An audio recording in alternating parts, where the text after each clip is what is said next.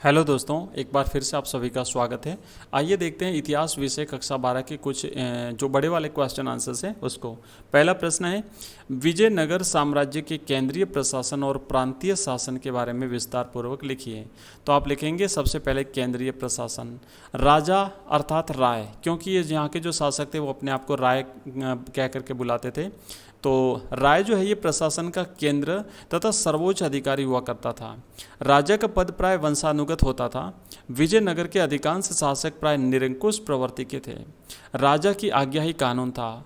राजा के परामर्श के लिए एक समिति होती थी। इसके अतिरिक्त प्रधानमंत्री, खजांची और मुख्य पुलिस अधिकारी केंद्रीय स्तर के शीर्ष अधिकारी होते थे। जहाँ तक बात है प्रांतीय शासन की, तो इसमें विजयनगर साम्राज्य प्रांतों और प्रांत जिलों में बटे हुए थे। एक जिले में अनेक गांव हुआ करते थे। प्रत्येक प्रांत के लिए एक गवर्नर होता था जिसे राज दरबार द्वारा नियुक्त किया जाता था। प्रांत में गवर्नर राजा का प्रतिरूप होता था और प्रांत में गवर्नर को सभी प्रकार के कार्यों को संभालना होता था। गवर्नर को राजा को आय व्यय का पूर्ण विवरण देना होता था। नेक्स्ट क्वेश्चन है, भक्ति आंदोलन में तमिलनाडु के अलवार और नयनार संतों के योगदान का विवेचन कीजिए। तो आप लिखेंगे कि भक्ति आंदोलन में तमिलनाडु के अलवार और नयनार संतों का योगदान इस प्रकार है। सबसे पहले तो विशाल मंदिरों का निर्माण। अपनी यात्राओं के दौरान अलवार और नयनार संतों ने कुछ पावन स्थलों को अपने इष्ट का निवास स्थान घोषित किया। बाद में इन्हीं स्थलों पर विशाल मंदिरों का निर्माण हुआ और वे तीर्थ स्थल के रूप में प्रसिद्ध हुए। दूसरा पॉइंट लिखना है कि अलवार और नयनार संतों द्वारा जाति प्रथा का विरोध किया गया। कुछ इतिहासकारों का यह मानना है कि अलवार और नयनार संतों ने जाति प्रथा एवं ब्राह्मणों की प्रभुता का विरोध किया। तोंदरा डिप्पोडी नामक एक ब्राह्मण अलवार के काव्य में कहा गया है कि भगवान विष्णु उन चारों वेदों के ज्ञाता ब्राह्मणों को भी पसंद नहीं करते जो उनकी सेवा के प्रति निष्ठा नहीं रखते। दूसरी ओर भगवान विष्णु उन दासों को पसंद करते हैं जो उनके चरणों से प्रेम रखते हैं, भले ही वे वर्ण व्यवस्था में शामिल ना हो। तीसरा पॉइंट लिखना है कि अलवार और नयनार संतों की रचनाओं का महत्व। अलवार और नयनार संतों की रचनाओं को वेद जितना महत्वपूर्ण बता करके इस परंपरा को सम्मानित किया गया। चौथा पॉइंट लिखना है, भक्ति स्त्री भक्त। संभवतः अलवारों और नयनारों की भक्ति परंपरा की सबसे बड़ी विशेषता उनमें स्त्रियों की उपस्थिति थी। उदाहरण स्वरूप अंडाल स्वयं को विष्णु की प्रेयसी मान करके अपनी प्रेम भावना को छंदों में व्यक्त करती थी। इसी प्रकार कराइकल नामक जो शिव भक्त नयनार स्त्री थी, इसने अपने उद्देश्य की प्राप्ति के लिए घोर तपस्या की थी। नयनार परंपरा में उसकी रचनाओं को सुरक्षित किया गया। इन स्त्रियों की जीवन पद्धति और उनकी रचनाओं ने पितृसत्तात्मक आदर्शों को चुनौती दी थी। और नेक्स्ट पॉइंट लिखना है, भक्ति साहित्य का संकलन 10वीं शताब्दी तक 12 अलवार संतों की रचनाओं का एक संकलन कर दिया गया जो नल हीरा दिव्य प्रबंधकम, जिसमें 4000 पावन रचनाएं के नाम से जाना जाता है। इसी के साथ 10वीं शताब्दी में ही अप्पार, सबंदर और सुंदरार नामक नयनार संतों की कविताएं तवरम नामक संकलन में रखी गई, जिसमें कविताओं का संगीत के आधार पर वर्गीकरण हुआ है।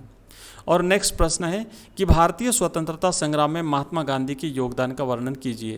तो आपको लिखना है कि भारतीय स्वतंत्रता संग्राम में महात्मा गांधी के योगदान को निम्न बिंदुओं के अंतर्गत स्पष्ट किया गया है। सबसे पहले भारतीय राष्ट्र के पिता। राष्ट्रवाद के इतिहास में प्राय एक अकेले व्यक्ति को राष्ट्र निर्माण के साथ जोड़कर देखा जाता है।